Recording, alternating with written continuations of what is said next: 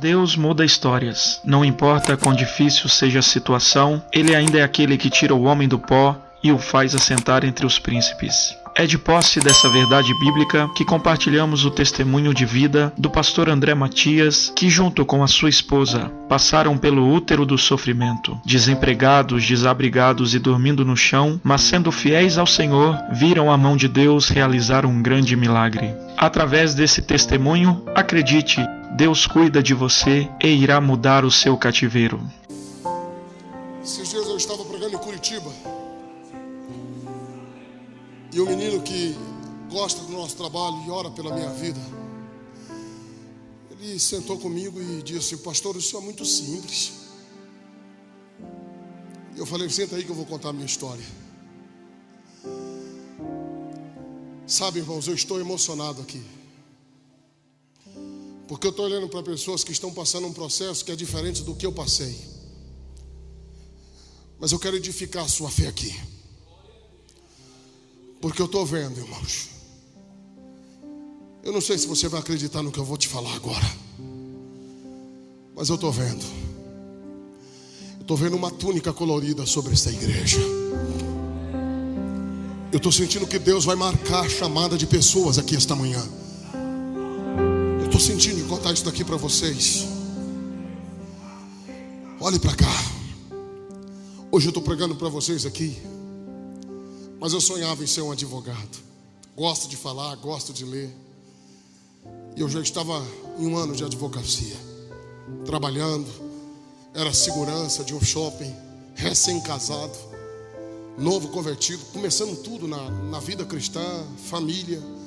Tinha alugado uma casa, estava vivendo o primeiro amor.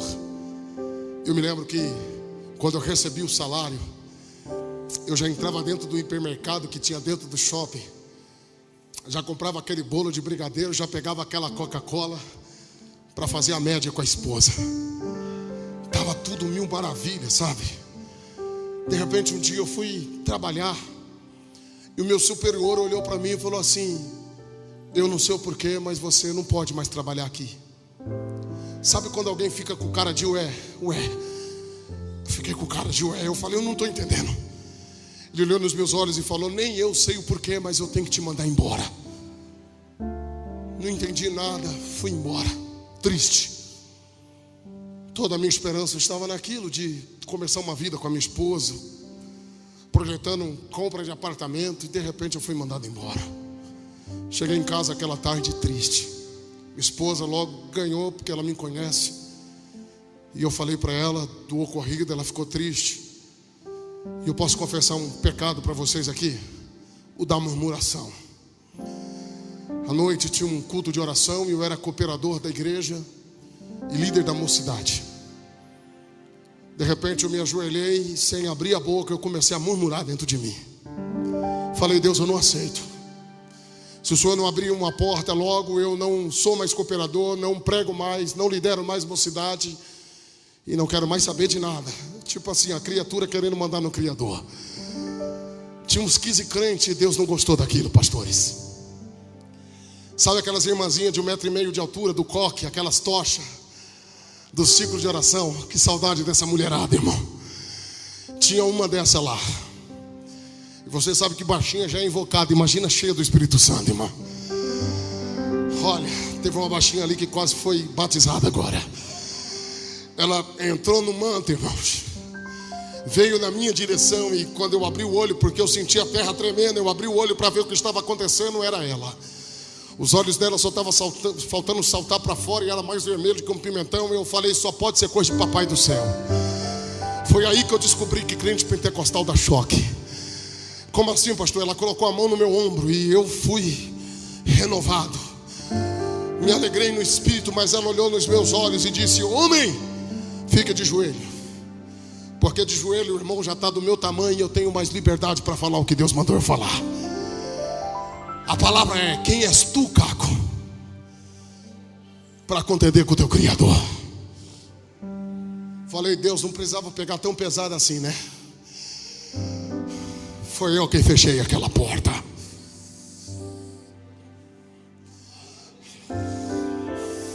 Porque eu tenho mistérios contigo na palavra. tua voz será ouvida no Brasil e fora.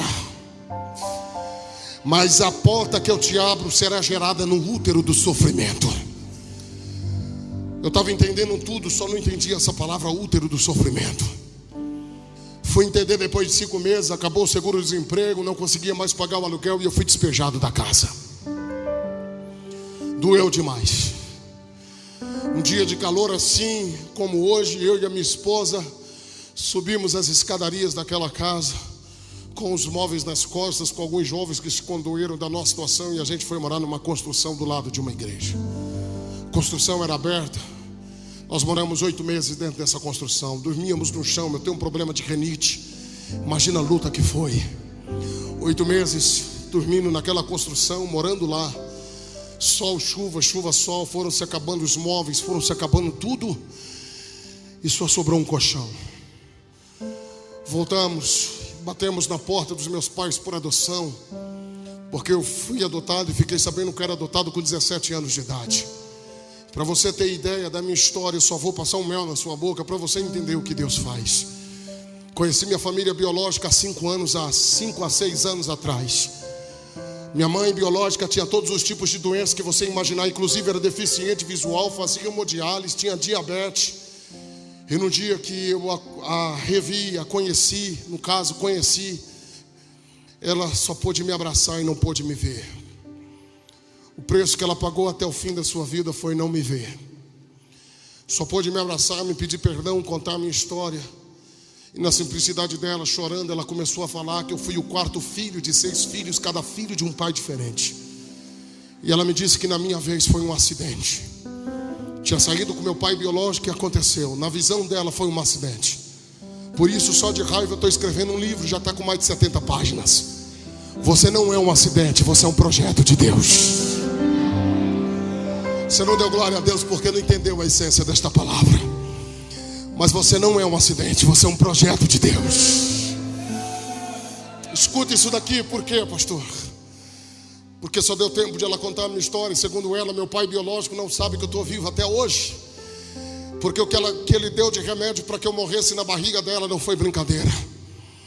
Depois de 2 semanas ela morreu. Na sequência morreu meu pai por adoção, minha mãe por adoção doente. Eu tenho que cuidar da minha família. E essa é um pouquinho da minha história. Mas só para você entender, na época eu não tinha ninguém por mim. E não bastando isso, parece que Deus endureceu o coração do meu pai. Eu só fui entender isso daí depois. Porque quando Deus quer nos provar, Ele faz assim. Ele endureceu o coração do meu pai por adoção. E o meu pai por adoção me falou uma das palavras mais difíceis que eu pude ouvir na minha vida. Ele disse: você não é meu filho, se vira. Eu sonhei com um advogado, não foi com um crente. E eu fui perambular pelas ruas de Osasco, ele e a minha esposa. Passávamos o dia inteiro na rua, como não tinha um lugar para ficar à noite. Voltávamos do culto porque nunca abandonamos o nosso Cristo. Nunca deixamos de adorar o nosso Deus. Depois do culto não tinha um lugar para ficar. Dormíamos dentro do velório, dormíamos dentro do hospital, dormíamos dentro de um pronto-socorro. E foram em noites frias em São Paulo que a gente dormiu em lugares desapropriados. Eu olhava para minha esposa e dizia: Rose, vai para a casa da sua mãe, Rose. Pelo menos na casa da sua mãe você vai ter o carinho da sua família, vai ter o quarto deles, vai ter a cama deles. E ela dizia: eu não te largue. Eu falava: yes. Ela dizia: nós entramos nessa prova juntos, vamos sair juntos. Deus vai ser glorificado já já. Pensa numa moça guerreira que acreditou no meu ministério e na minha chamada. Querido, olhe para cá. Na época ninguém dava nada pela gente, a fome bateu. E quando melhorou um pouquinho era fubá de manhã, fubá à tarde, fubá à noite, fubá de madrugada. E eu estava quase me formando em fubalologia. Eu só sabia falar de fubá, gente. Pensa a luta que era. Eu tinha 2 ternos, um me largou no campo da batalha, o que ficou virou profeta. Eu tomava banho e ia me trocar o terno, só faltava dizer: eu estou contigo, por onde quer que tu andares. Pensa na luta que era. Um terno verde, cor de abacate, que aonde eu chegava parecia que estava chegando a glória de Deus. Pastor, não me entendi. Eu pensava que era o recheio da bolacha e não estava servindo nem para embalagem. Eu me lembro que eu andava pelas ruas de Osasco, olhava para minha esposa e dizia: Rosa, eu estou na prova, mas estou abafando. Ela dizia: não, filha, é que o terno chama demais a atenção. Ah, entendi, Rose. Eu pensava que eu estava abafando, Rose. Escute, isso daqui eu não tenho vergonha de contar isso daqui para vocês, porque é a história de alguns que estão aqui me ouvindo, quem sabe numa outra dimensão.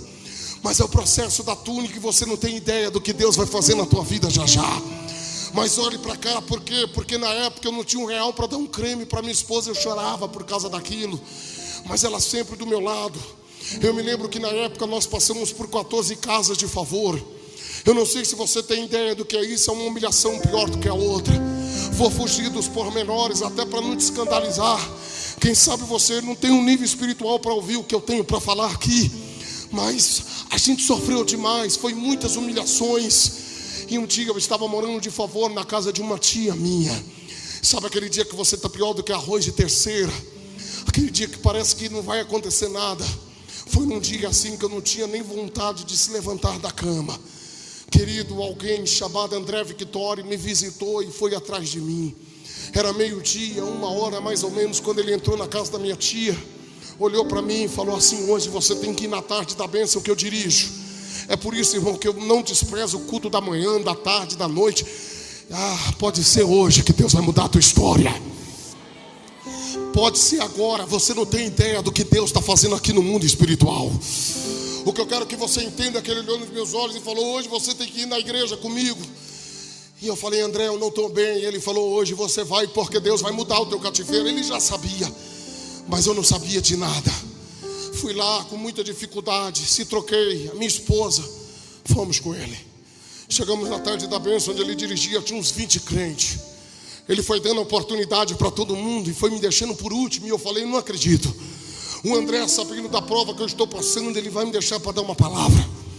De repente foi isso que aconteceu, ele me deixou para dar uma palavra. Sabe aquele dia que você está ruim? É nesse dia que Deus te usa.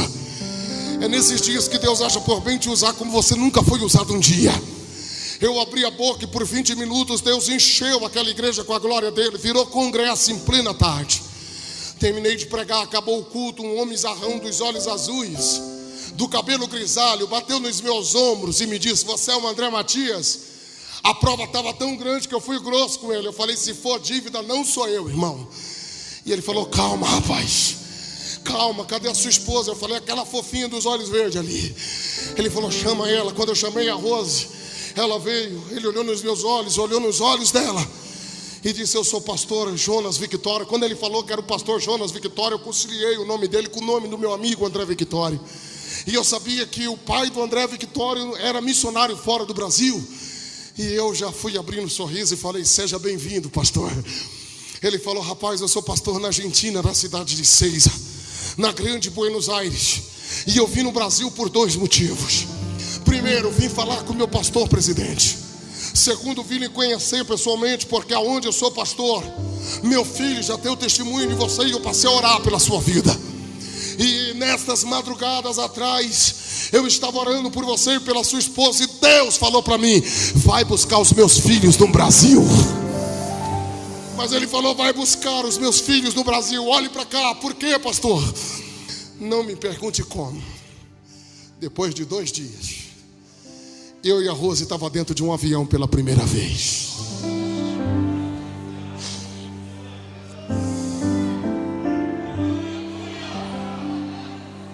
Na prova. Mas nós estávamos dentro de um avião da Gol, primeira vez. As emoções se afloraram. O avião foi subindo e chegou por cima das nuvens. Quando eu não olhava mais nada embaixo, só as nuvens, eu comecei a chorar e falar em línguas estranhas. Minha esposa chorava. Eu comecei a me lembrar daquelas profecias. Se lembra daquelas profecias? Se lembra daquela linguagem santa dos profetas de antigamente? Chegará o tempo que andarás num pássaro de ferro. Se lembra desses negócios?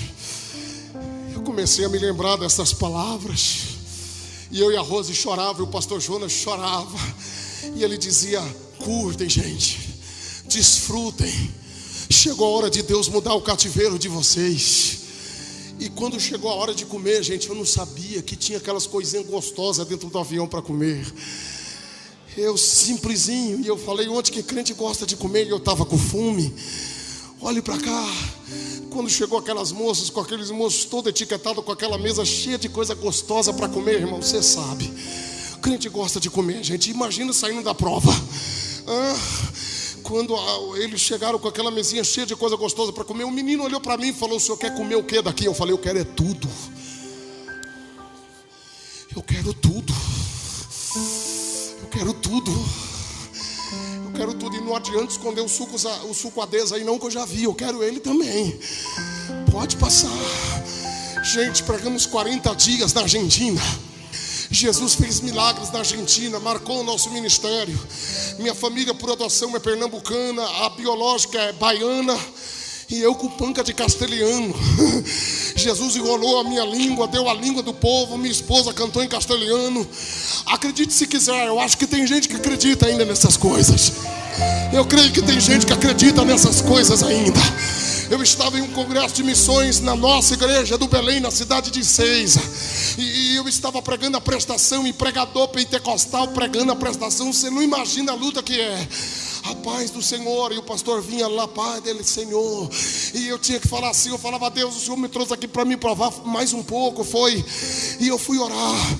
E em um dos congressos de missões que eu estava pregando, em 15 minutos que eu estava desenvolvendo um sermão sobre missões e poder, dois irmãos gêmeos que não podem se separarem, 15 minutos pregando sobre o poder e missões. Deus achou por bem tomar os irmãos na Argentina, e a Argentina é calculista. Eles se colocaram de pé, uma meia dúzia se colocou de pé, dando glória a Deus, e eu me empolguei. Você sabe como é pregador pentecostal. E quando eu ouvi aqueles glórias numa efusão maior, eu parei de pregar e comecei a ministrar: receba, receba, receba. Depois de alguns receba, eu não ouvia mais a voz do meu tradutor. Quando eu abri os olhos, ele estava de joelhos chorando, alegre com tudo que Deus estava fazendo. Deus falou: você não pediu um sinal? Abra a tua boca e fala a língua deste povo agora. Saiu um portunhol que deu certo, irmão. Um menino que há 18 anos não andava, um boliviano.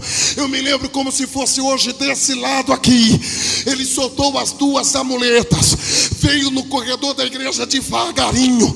Quando ele chegou na frente do altar, Deus gritou na minha alma: marca o teu ministério através de sinais a partir de agora. Estende a mão sobre ele. Além de confirmar a cura, eu batizo com o Espírito Santo, com fogo. Quem sente isso daqui, irmãos?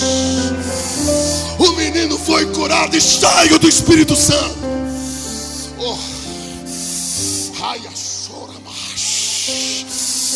Vai descer uma unção sobrenatural aqui já já.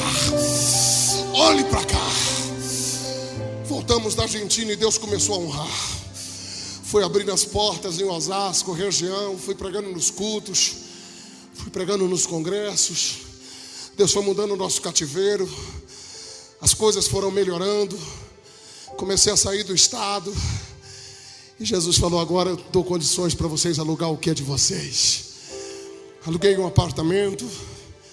E o único apartamento que eu pude alugar em Osasco era na frente do velório que um dia a gente dormiu.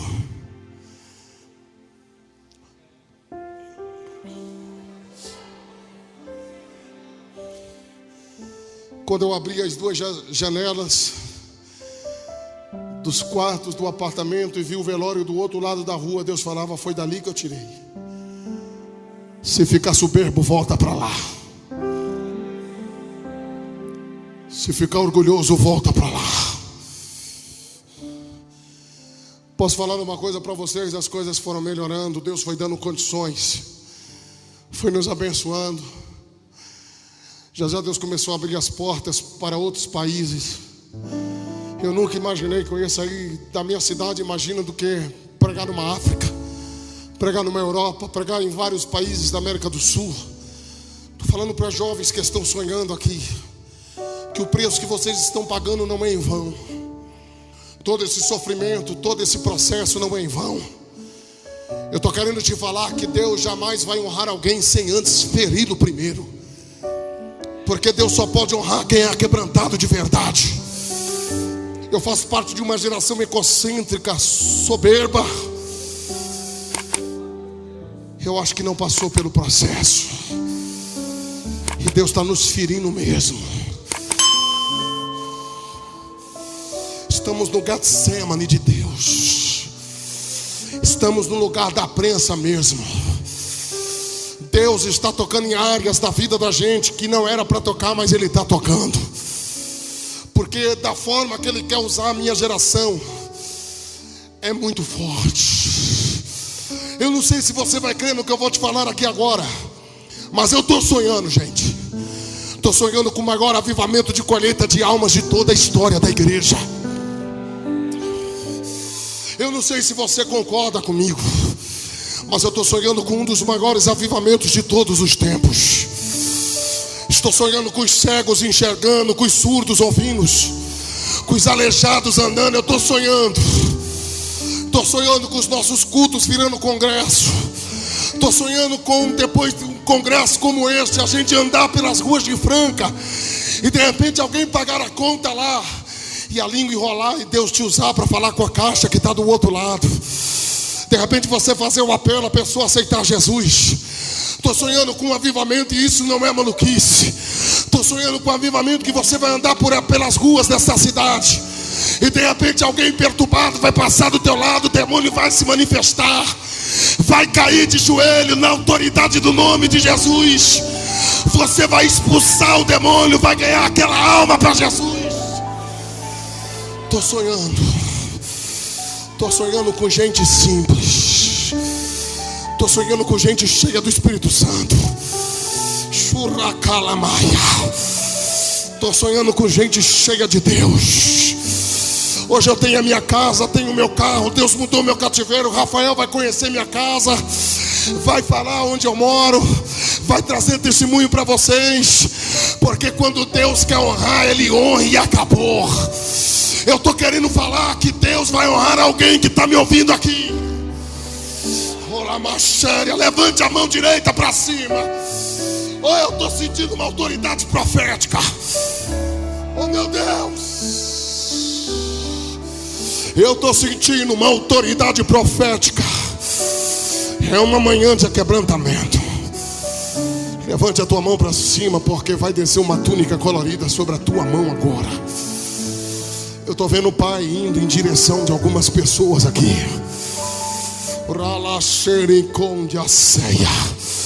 Quem tem sensibilidade vai sentir o que Deus está te entregando aqui agora. Está melhorando. Isso. Libera. Libera. Libera, porque Deus vai te dar um sinal aí agora. Libera. Pode liberar. Pode soltar o freio agora. Libera.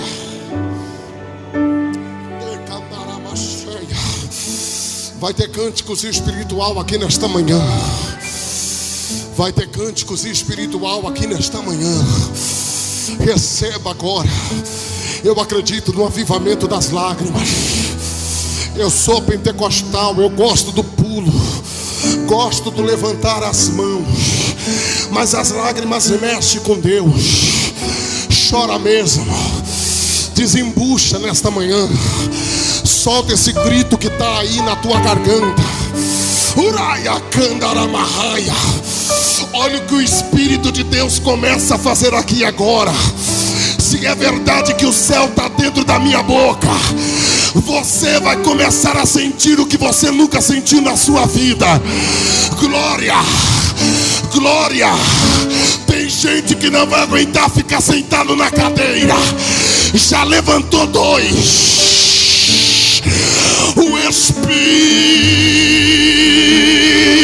de Deus vai começar a te encher da glória dele agora. Agora. Agora. Agora. Pega. Pega. Pega. Já levantou 5. Pega. Pega. Pega. Pega. Pega. pega.